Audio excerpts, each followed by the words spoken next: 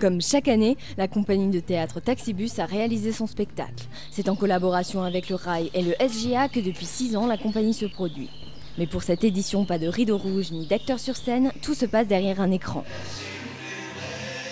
Alors le spectacle, c'est un spectacle d'ombre, hein. Donc c'est une technique très ancienne et très nouvelle à la fois, puisqu'elle allie le jeu d'ombre et les techniques d'aujourd'hui, c'est-à-dire tout ce qui est informatique pour l'image et le son.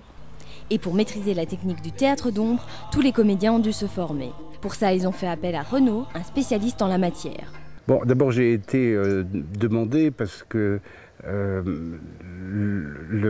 les organisateurs, les organisatrices sont venus voir un des spectacles que j'ai créé au mois de novembre de l'année dernière, qui s'appelle l'Arc-en-Ciel Noir. Et elles ont trouvé que la technique était originale, qu'on arrive à faire des choses qui, pour elles, sortaient de l'ordinaire. Parce que d'habitude, le théâtre, très souvent, c'est un peu conventionnel, c'est le rideau rouge qui s'ouvre, et puis voilà, donc elles voulaient démarrer autre chose.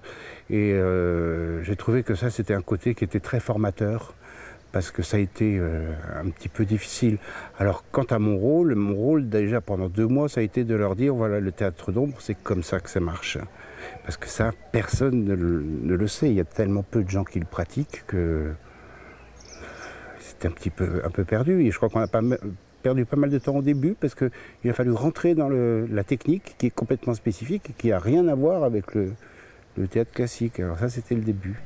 Ensuite, ils sont passés à l'écriture des scènes et à l'harmonisation entre les images et les acteurs. Donc c'est vraiment une découverte. C'est la première fois que toute la troupe s'essaie à ce théâtre d'ombre. Ça n'a pas été facile au début. Il a fallu prendre d'autres repères. Le jeu est différent. On ne peut pas parler alors que tout le monde a envie de dire plein de choses.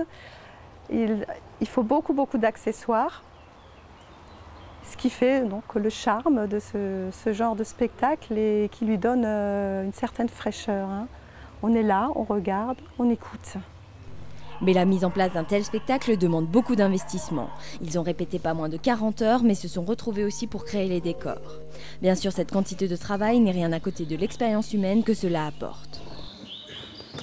Depuis le début, je sens que le fait de permettre à des gens de s'exprimer sur scène à travers le théâtre apporte beaucoup. Ça enrichit les gens, ça les valorise, ça leur permet aussi d'avancer dans la vie. D'autres représentations sont déjà prévues, comme le 1er juillet à la Castine, dans le cadre des animations au collège.